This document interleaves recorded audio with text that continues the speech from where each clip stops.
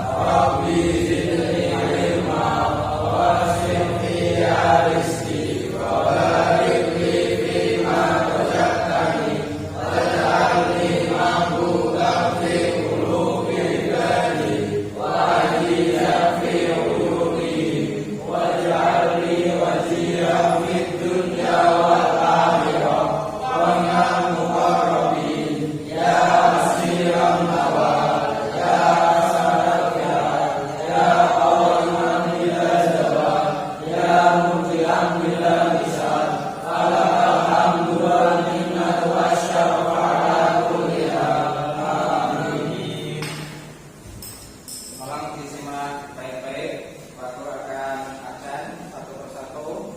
Sebelum kita absen satu persatu, aku akan mengetek perapian Anda, mengetek kelengkapan Anda. Tolong berdiri sebentar, dirapikan bajunya. Barangkali ada yang masih di luar, tolong dimasukkan ke dalam celana. Kalau sudah rapi, silakan duduk kembali.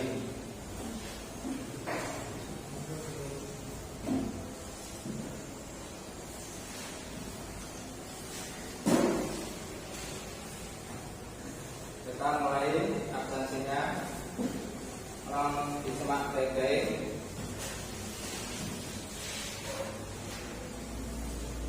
Muhammad Farid Junaidi. Tidak ada. Berarti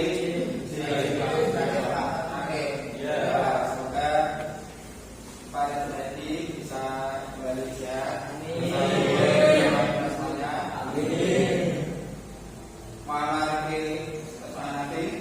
Muhammad Anda di Muhammad Burhanawi Muhammad kalau bisa kalian sebelum kita membaca materi selanjutnya, Pak akan memberikan tes sebelum kita pelajaran selanjutnya. Pak ingin mengetahui sejauh mana anak mengenal materi yang selanjutnya. Tolong perhatikan ke papan tulis. Di sini ada beberapa pertanyaan. Yang pertama, hukum dasar nikah dalam Islam: A. Jaiz, sunat, wajib, makruh atau haram? Kira-kira kesimpulannya apa? Wajib. Oke. Yang kedua, kata nikah berasal dari bahasa Arab yang berarti al-jam'u. Artinya apa kira-kira? Nggak tahu. Oke. Yang ketiga, hukum nikah bagi orang yang telah mempunyai bekal hidup untuk memiliki nafkah istri dan anak-anaknya dan dirinya khawatir terjerumus pada perbuatan zina. Nah, kira-kira hukumnya apa? Haram. A. Jaiz, B. Sunat, C. Wajib, D. Makruh, D. Haram. Kira-kira apa? Haram. Oke. Kemudian lagi di sini ada carilah pasangan yang tepat tentang hukum pernikahan berikut ini. A. Hukum pernikahan. B. Orang yang telah mampu sanggup menikah. Bila tidak menikah, khawatir ia akan terjerumus ke dalam perzinahan. Kira-kira apa? Apakah haram, makruh atau sunat? Haram. Oke. Alhamdulillah semua sudah menjawab. Nanti akan kita lihat sejauh mana jawaban Anda betul atau salah. Nanti Pak akan menerangkan tentang hukum pernikahan sebenarnya. Asal usulnya hukumnya apa? Apakah haram, sunat, wajib atau tidak? Terus apa lagi? Jadi tentang arti nikah, al-jam'u, arti itu bagaimana? Kita akan menanyakan sebuah video. Nanti tolong dikomentari kaitannya tentang pernikahan, tujuannya, syarat-syaratnya, rukun-rukunnya. Nah, terus ketika menikah, apakah menjadi menikah biasanya menikah rezekinya atau bagaimana? Nah, nanti disimak baik-baik. Semua orang berharap mendapatkan sukses atau kemenangan. Manusia akan hidup dalam dua alam, yakni dunia dan akhirat.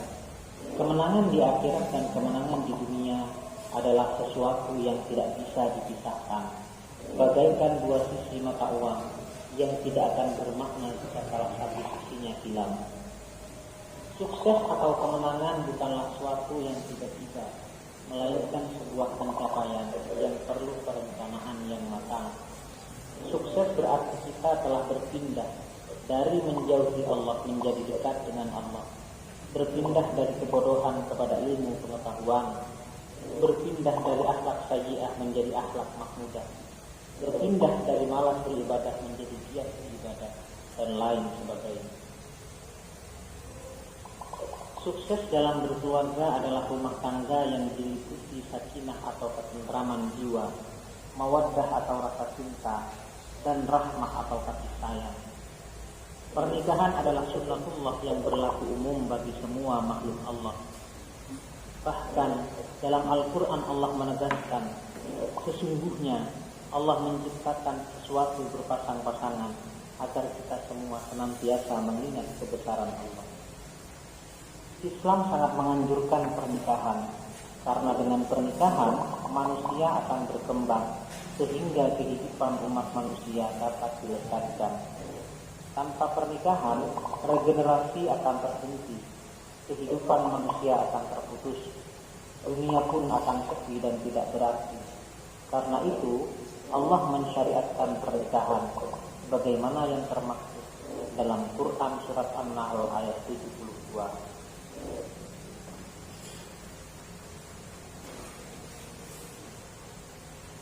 Ayat tersebut menguatkan rangsangan bagi orang yang merasa belum sanggup agar tidak khawatir karena belum cukup biaya. Karena dengan pernikahan yang benar dan Islam, Allah akan melapangkan rezeki yang baik dan halal untuk hidup berumah tangga. Bahkan Rasulullah juga banyak menganjurkan kepada para remaja yang sudah mampu untuk segera menikah agar kondisi jiwanya lebih sehat. Seseorang yang akan menikah harus memiliki tujuan positif dan mulia. Beberapa tujuan pernikahan antara lain sebagai berikut. Pertama, untuk memenuhi tuntutan naluri manusia yang asasi. Yang kedua, pernikahan bertujuan untuk mendapatkan ketenangan hidup. Yang ketiga, orang yang menikah bertujuan untuk membentengi akhlak. Yang keempat, pernikahan juga bertujuan untuk meningkatkan ibadah kepada Allah. Yang kelima, pernikahan bertujuan untuk mendapatkan keturunan yang solid-solihah.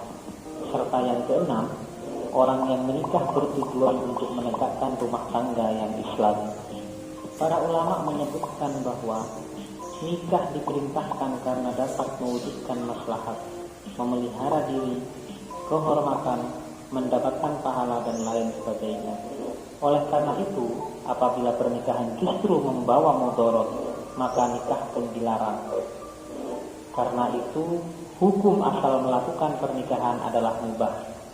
Para ahli fikih telah sepakat bahwa hukum pernikahan tidak sama penerapannya kepada semua mukallaf, melainkan disesuaikan dengan kondisi masing-masing, baik dilihat dari kesiapan ekonomi, kesiapan fisik, kesiapan mental ataupun akhlak. Karena itu, hukum nikah bisa menjadi wajib, sunnah, mubah, haram dan makruh. Adapun yang termasuk rukun pernikahan menurut jumhur ulama adalah sebagai berikut. Pertama, ada calon suami. Yang kedua, ada calon istri. Yang ketiga, wali, yakni bapak kandung mempelai wanita, penerima wasiat atau kerabat terdekat. Yang keempat, 2 orang saksi, serta yang kelima, ijab dan kabul. Nikah yang disyariatkan oleh Allah dan Rasulnya melalui Al-Quran dan Hadis memiliki hikmah yang sangat besar.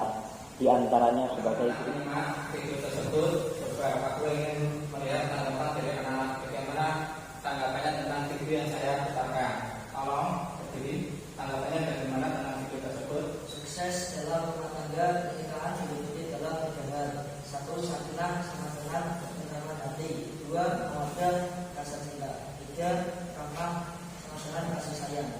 Ya betul, itu adalah tanggapannya dari teman kamu ini, pernikahan itu mewujudkan sakinah warohmah, memberikan ketenangan, memberikan kebahagiaan. Kemudian tolong sendiri seperti tanggapannya bagaimana?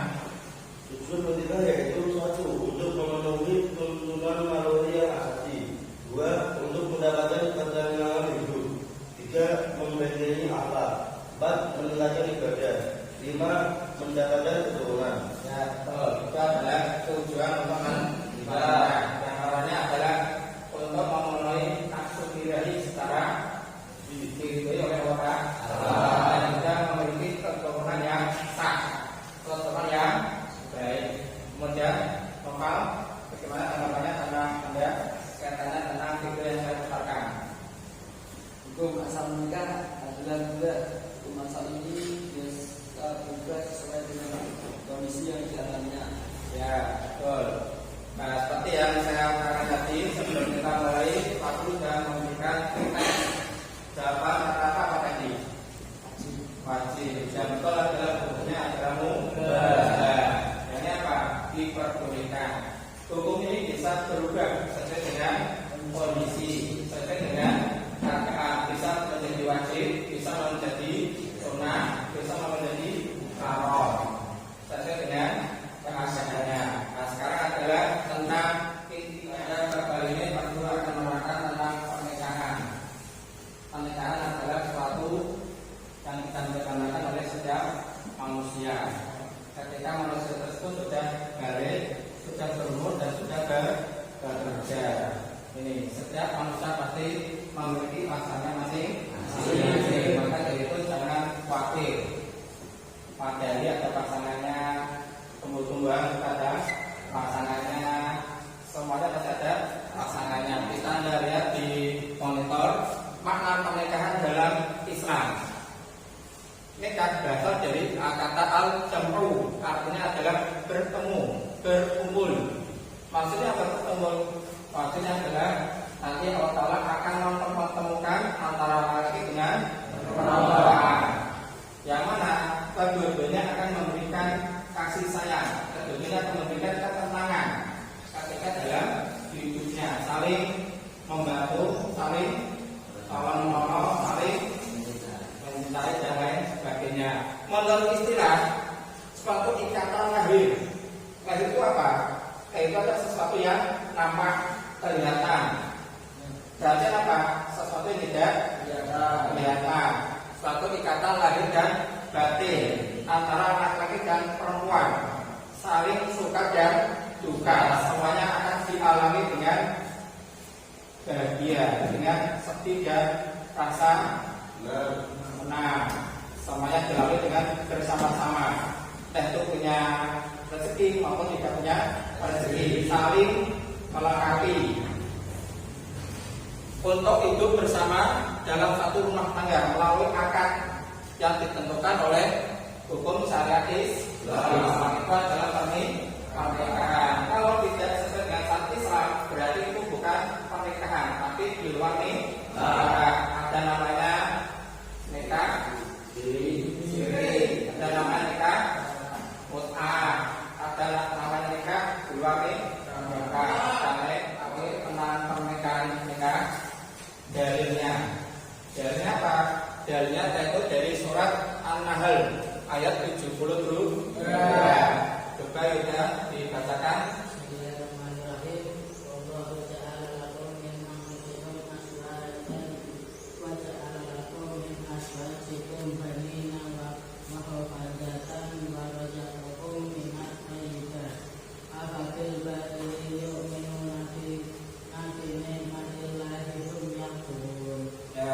Itu adalah dalil tentang nikah, yang mana artinya adalah dan Allah menjadikan bagimu pasangan suami atau istri dari jenis kamu sendiri, bukan dari jenis hewan, bukan jenis alam goib, tapi jenis sesamanya, ini dari golongan kamu manusia. Dan menjadikan anak dan cucu bagimu dari pasanganmu serta memberikan rezeki dari yang baik. Mengapa mereka beriman kepada yang batin dan mengingati nikmat yang Allah berikan? Nah, berarti Allah Ta'ala memberikan kita untuk berhidup bersama-sama. membuka, akan lancar, dan jangan khawatir apabila istrinya salah, karena semuanya sudah diatur oleh. Di sini ada sebuah hadis menerangkan tentang mencari pasangan. Kira-kira ketika Anda mencari pasangan itu dari apa? Apakah dari golongannya, dari hartanya, dari kecantikannya, atau yang lainnya? Katanya apa aja? Terus nanti terus beli. Kalau saya ini menunjukkan kebutuhannya terus sama terus coba. Pasti Anda pernah mendengar istilahnya bobot bibit bebek. Ya, itu diambil dari hadis Nabi Muhammad SAW. Kriteria apa aja? Nabi Muhammad SAW memberikan kriteria. Yang pertama adalah harta, kedua adalah kedudukan atau keturunan, yang ketiga kecantikan atau ketampanan, yang terakhir adalah agama. Rata-rata orang jika mencari kriteria yang pertama adalah hartanya. Pasti apakah dia kaya atau miskin. Nah, kalau kaya pasti didekati, pasti akan dipinang, akan dijadikan sebagai calon istri atau suami. Karena apa? Karena hartanya bukan berasal dari cinta, bukan dari hati nurani. Yang itu adalah keturunan. Umpamanya keturunan dari anak kiai, keturunan dari pejabat, keturunan dari raja. Nah, kalau kita menikah dengan keturunan yang baik, insya Allah akan berapa? Nasib akan lebih baik. Yang mana keturunan saya dari rakyat jelata, ketika menjadi menantu dari presiden akan naik derajatnya. Jadi keturunan apa? Baik presiden atau raja. Yang terakhir adalah kecantikan atau ketampangan. Ketika saya menikah, karena saya sebagai seorang idol, sekarang sebagai seorang tokoh yang diidolakan oleh orang, karena kecantikan sama ketampangannya. Yang terakhir adalah agama. Menurut Nabi Muhammad SAW, kriteria yang pertama adalah agamanya. Nah, karena agama akan memberikan Anda perlindungan, akan memberikan Anda dalam batin. Insya Allah, ketika ada rumah tangga akan diamuni oleh surga, dinamai oleh malaikat. Karena apa? Karena agama, saling membaca Al-Quran, saling sedekah, saling sembahyang, saling sebagainya. Karena apa? Karena agama. Karena semata-mata semuanya dari apa? Hukum pernikahan itu ada 5. Yang pertama adalah jais. Ini adalah hukum aslinya. Yakni apa? Setiap manusia diperbolehkan untuk menikah. Yang kedua adalah wajib.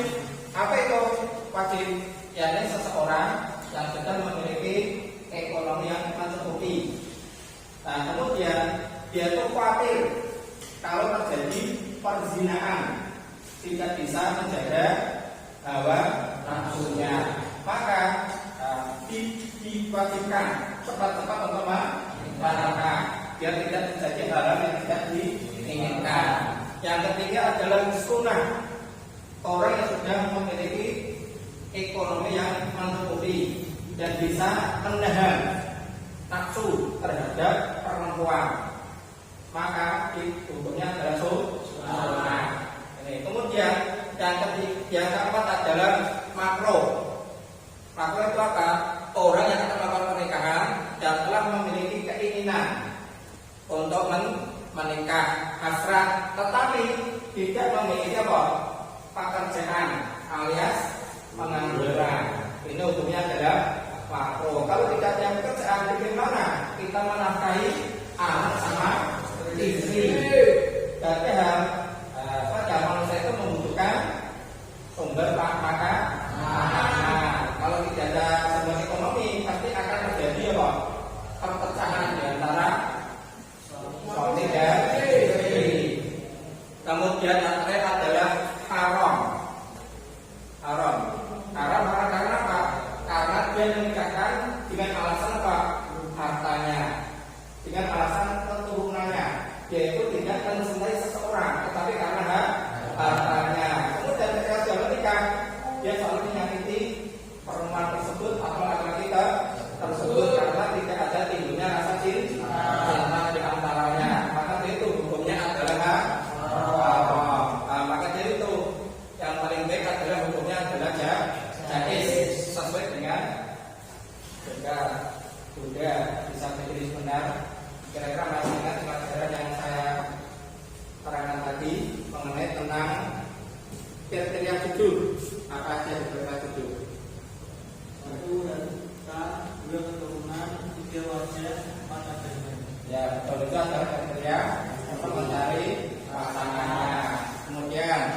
sebelah kiri. Nah, kira-kira apa rukunnya untuk menikah? Ada berapa? Sebutkan. Atau memulai pria, juga memulai perempuan, tiga wali, empat dua saksi, lima ikat kabul. Nah, itu adalah rukun-rukun menikah. Yang pertama adalah ada memulai laki-laki, memulai perempuan, ada dua orang saksi, kemudian ada wali, dan terakhir adalah ijab kabul. Kalau di antaranya tidak ada, maka tidak sah nikahnya. Aku akan membagi kelompok. Dengan kelompok pertama, dengan kelompok kedua. Nanti didiskusikan kaitannya tentang surat An-Nur ayat 24, ayat 8 dan ayat 9. Dan juga diskusikan dengan tentang kelompokmu tentang bahaya seks, bahaya LGBT, dan juga bahaya kumpul kubu. Pasti ada anak-anak pasti pernah mendengar istilahnya kumpul kubu. Dan juga ada yang memberikan hak tentang kesamaan tentang LGBT. Itu apa? Nah, nanti diskusikan bersama teman-teman. Oke, sekarang mejanya digabungkan, diskusikan kaitannya tentang LGBT, kumpul kubu, dan juga tentang bahaya seks.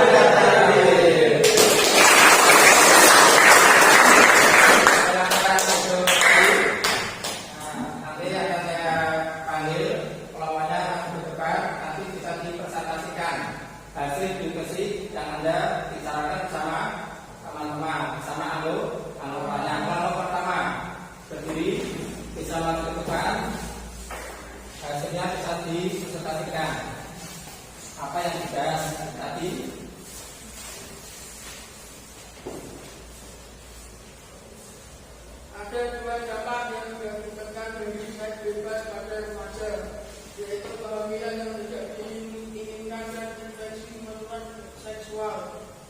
Berikut ini beberapa bahaya seks bebas pada remaja yang harus diketahui. 1. Terkena IMS. 2. Tertular HIV.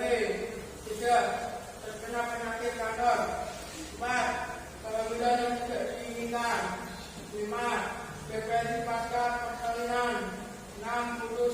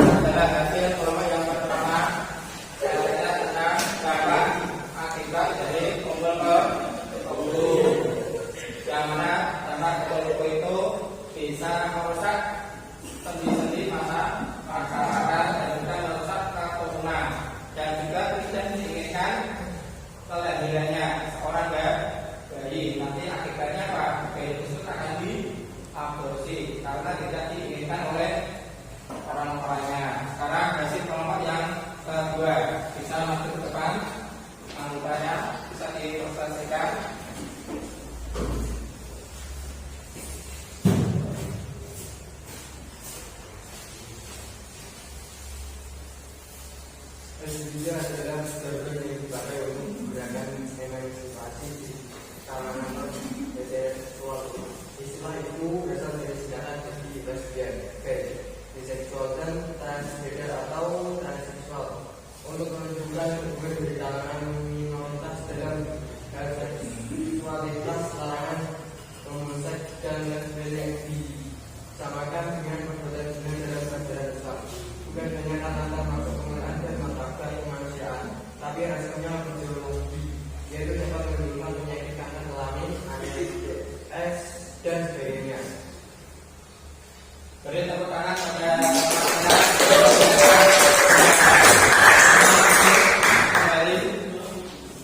kembali. Nah, ini adalah hasil teman Anda yang juga katanya tentang LGBT. Karena LGBT ini termasuk komunitas yang sangat membahayakan bagi generasi yang akan datang. Karena LGBT itu juga bisa merusak keturunan, bisa merusak juga sendi-sendi masa kalian. Apakah di antara kalian ada pertanyaan kaitannya tentang pernikahan? Siapa? Ya, apa itu? Apa yang dimaksud dengan kumpul-kumpul? Ya, pertanyaan yang sangat bagus sekali. Apa yang dinamakan dengan kumpul-kumpul? Kumpul-kumpul adalah pasangan suami istri atau pasangan antara pria dan laki-laki melakukan hubungan tapi di luar nikah. Yang mana kumpul-kumpul itu termasuk salah satu yang sangat tidak diridhoi oleh orang Allah, dibenci, dan juga termasuk salah satu merusak sendi-sendi masyarakat. Yang lain ada apa lagi selain apa saja? Ada pertanyaan bagus sekali juga. Ini gambarnya apa tentang kumpul-kumpul? Seperti yang saya jelaskan tadi, kumpul-kumpul adalah suatu hubungan antara laki-laki dan perempuan selayaknya melakukan hubungan suami istri, tapi tidak memiliki ikatan pernikahan, yang mana terjadi suatu hubungan yang mana hubungan tersebut menimbulkan kandungan salah satu pihak dari perempuan. Nah, kemudian ketika perempuan tersebut melahirkan mengandung, pasti salah satu pihak tidak diinginkan, maka hasil bayi tersebut akan diaborsi, itu tidak akan dianggap sebagai anaknya. Nah, maka dari itu mari kita semuanya melindungi generasi kita, generasi selanjutnya, anak-anak kita dari kumpul-kumpul. Nah, pada kesempatan ini nanti Pak Guru akan memberikan AKBD. Kalau yang punya HP bisa dibuka HP-nya. Bagi yang tidak memiliki HP bisa bergabung bersama teman-temannya. Nah, AKBD Pak Guru sudah memberikan soal di AKBD, artinya dibuka, kemudian diketik situsnya world.net ID/resus 39182861, nanti dikerjakan. Di situ ada berbagai macam pertanyaan, berbagai macam bentuk-bentuk soal. Ada berbentuk pilihan ganda, ada berbentuk pesawat terbang, ada berbentuk kotak, ada berbentuk permainan. Nanti anak bisa menjawabnya. Ada 5 soal dan juga ada waktunya dan juga ada soalnya. Nah, kalau sudah bisa membuka memakai Google Chrome, kita masuk lalu di